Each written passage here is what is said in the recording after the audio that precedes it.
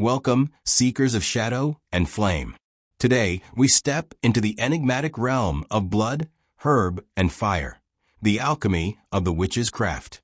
In this journey, we uncover the sacred forces that pulse at the heart of witchcraft, life essence, Earth's healing botanicals, and the transformative spark of fire.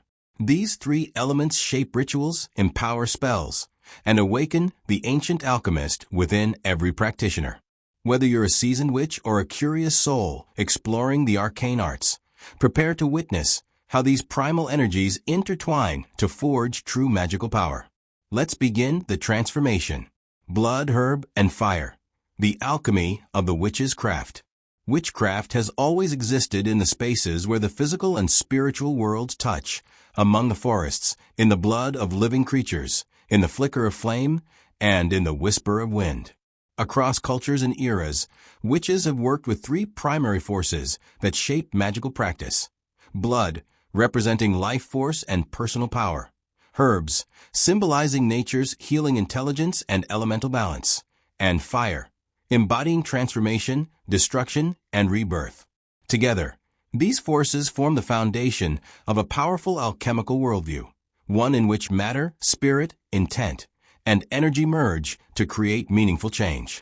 Blood, herb, and fire. The alchemy of the witch's craft explores the relationship among these three forces and how witches throughout history have understood and utilized them to shape their worlds. Far beyond sensationalism or myth, this triad represents a sophisticated spiritual system rooted in nature, human psychology, and ancient ritual technology. Blood, the pulse of power. In nearly every magical tradition, blood is regarded as the ultimate conduit of life. It carries memory, lineage, vitality, and intention. Like a river running through the inner landscape of the body, blood connects the physical to the spiritual.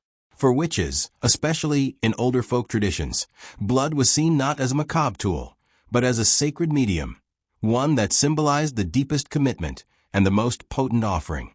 Blood as life force. Blood is not merely a biological substance. It carries symbolic meaning. Its color reflects vitality. Its movement reflects flow, the passage of time, and the circulation of energy. Many cultures believed that blood contained the essence of a person's spirit. The Norse spoke of Hamingja, the spirit of luck and strength passed through family bloodlines. In ancient Greece, blood spilled in sacrifice was believed to nourish the gods. Across Africa, blood plays a role in initiation rituals, marking the passage from childhood to adulthood, from ignorance to wisdom. Witches drew from this understanding. For them, blood was not used carelessly, but very sparingly and symbolically. A single drop on a talisman, on a poppet, or on the soil could mark the object as part of the witch's spiritual identity. It served as a signature, a binding force between the practitioner and the spell. Blood as ancestral connection. The witch's craft often acknowledges the living presence of ancestors, those who have passed but continue to guide, protect, or influence the family line. Blood carries ancestral resonance. It is the memory of those who came before, encoded into each witch's body. Therefore, blood magic, when understood respectfully, becomes an act of connecting with one's lineage. It is not about sacrifice, but about inheritance. A witch might prick a finger to seal a vow before her ancestral altar or to awaken a generational spell. Here, blood is a bridge across time. Blood as binding magic. Blood in witchcraft also symbolizes binding, attaching intent to matter. This makes it powerful and therefore dangerous if misused. Traditional witchcraft teaches that any spell cast with blood binds the caster as well. It demands accountability. For this reason, many modern witches prefer symbolic substitutes such as red wine, beet juice, or red thread. The principle remains: blood or its symbol represents commitment, vitality, and sacrifice, an offering of oneself to one's work. Herb, the wisdom of the green world. If blood is life force, then herbs are the teachers, healers, and companions of the witch's craft. Plants, roots, flowers, and resins have always been central to magical practice. They carry ancient knowledge accumulated across centuries of environmental adaptation.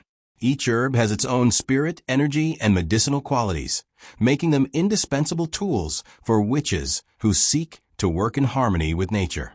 The witch as herbalist. Historically, witches were the healers of their communities, midwives, herbalists, and wise folk who understood the properties of plants.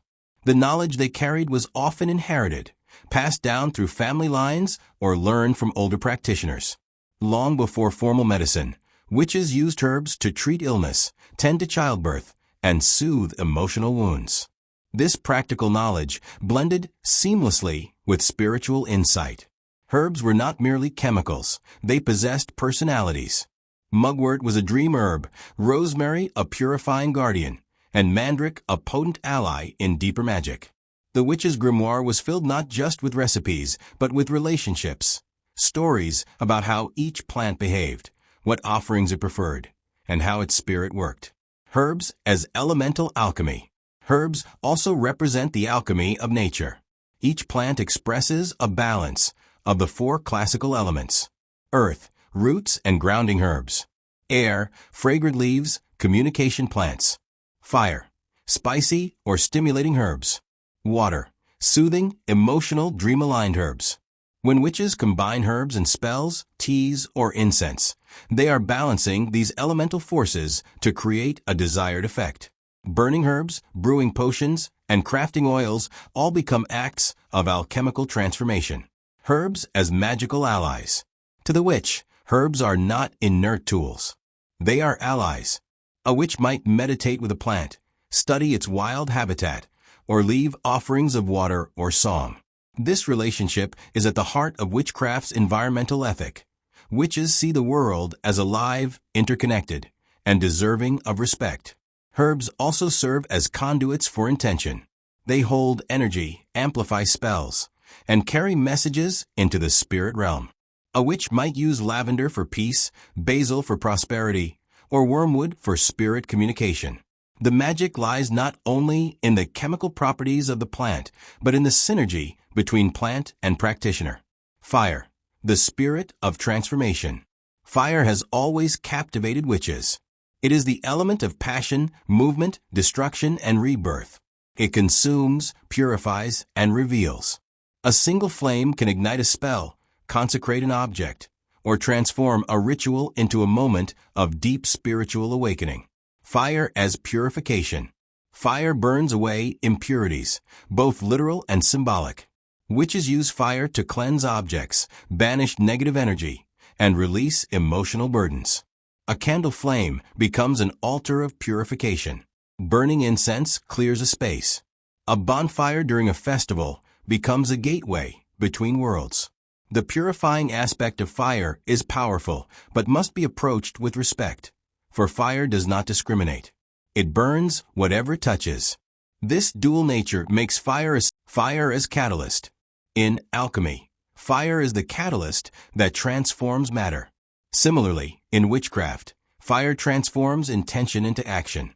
A spell might be written on paper and burned to send its message into the universe. A candle might be carved with symbols and lit to activate its purpose. Fire serves as the spark that carries the witch's will into the world. Traditionally, fire is also linked to divine inspiration. Many cultures associate fire with gods of knowledge, prophecy, and creativity. The witch who works with fire taps into this divine spark. Fire as sacred presence.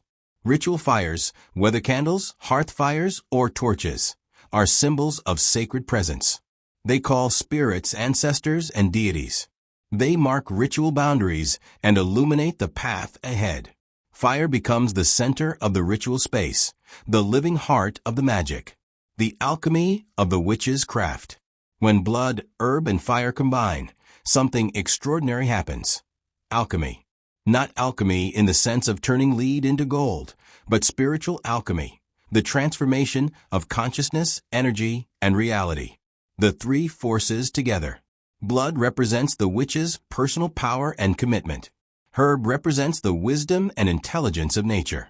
Fire represents transformation and activation. Together, They form a triad that reflects the three stages of alchemical work. Offering, blood. The witch gives something of herself, her intent, her focus, her will. Preparation, herb. The witch gathers materials that align with her goal, forming relationships with natural forces.